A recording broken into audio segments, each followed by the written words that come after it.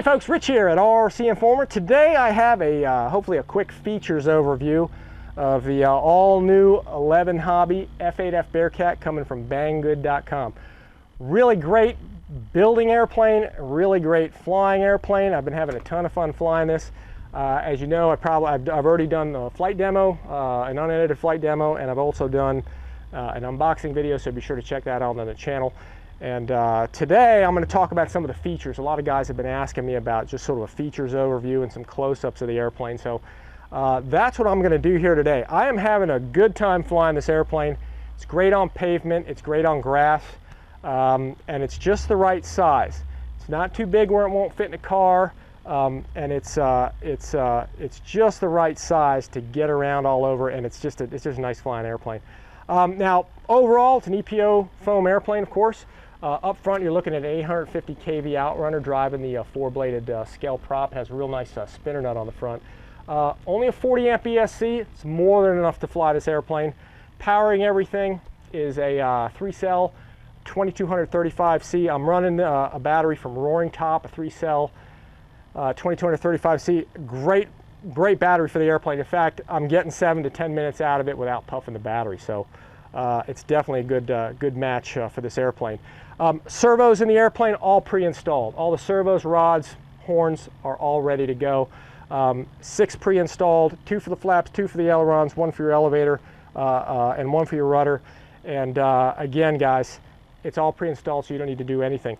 Building the airplane is extremely simple, and that's one of the nicest things about it. Whereas other airplanes, you have a lot of wings to plug in, a lot of things to glue on.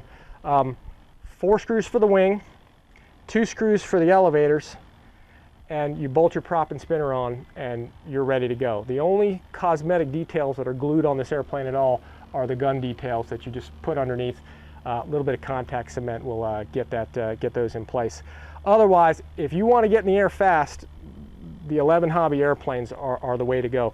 The wing is all one piece, and it just fits right on the bottom. Your pass-through wires go through, 4 screws, and you're together and ready to go. Now, I'm going to show you the inside of the airplane. I'm going to flip this up and let Steve kind of get a close-up here. Canopy comes off real easy here, guys, with a piece of tape here at the back. It's pretty standard.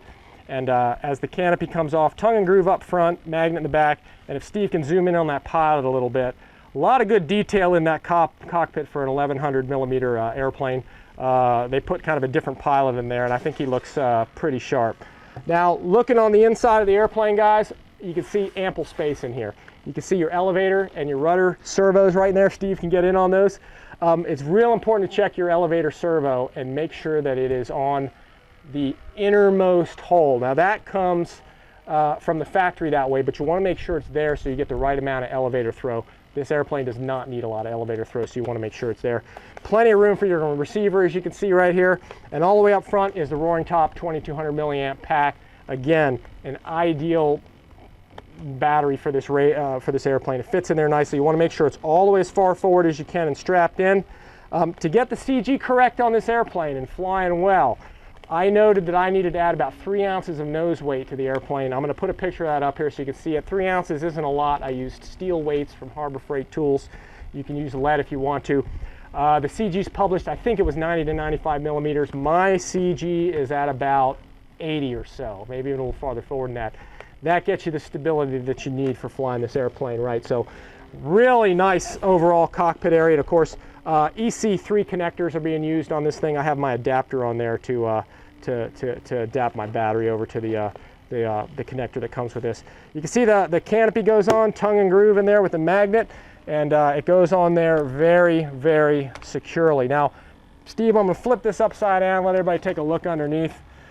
Again, everything is pre-installed here, guys. Landing gear, rods, servos, horns.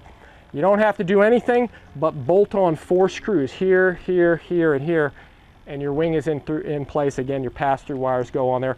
Drop tank is removable. It slides right off with a connector, as you can see right there, so you can fly with or without it. Landing gear works flawlessly. You can see it retracts really nicely. They did a pretty good job getting it scale for a F8F BEARCAT that actually is gear that folds in on itself. They did a good job in duplicating it pretty darn close. You do want to check there's no play in your wheels side to side. A lot of times set screws can loosen. Mine have been pretty tight from the factory, so I haven't had any issues with it. On the ailerons, and I'm going to kind of point this over to Steve. As far as throws go on this airplane, Steve, you can get zoomed in on here.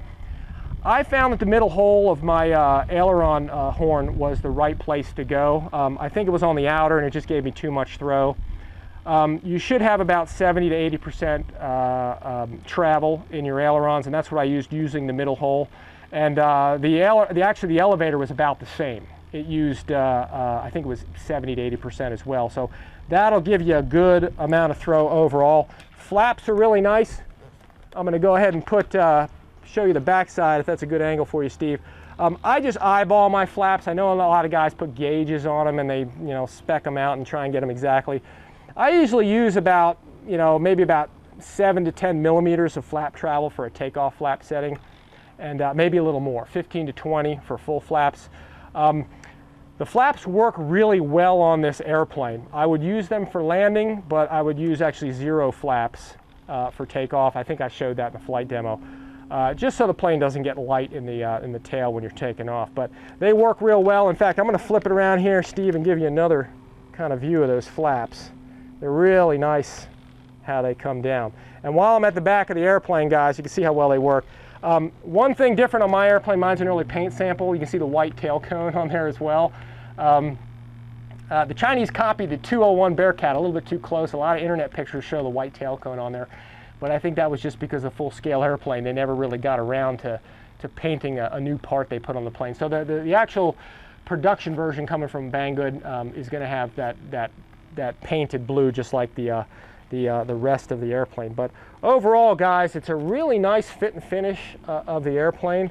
It's a stellar building airplane. Like I said, 6 screws, your gun detail, your prop and spinner, and you're putting your receiver and your battery in, and you're flying. So nothing really, as far as I know, goes together quicker and easier for a warbird than these 11 Hobby series airplanes coming from Banggood.com. Anyway, guys, that about sums it up for this airplane. Again, be sure to check out the full unboxing and the flight demo that I have on my channel as well. Appreciate everybody for watching.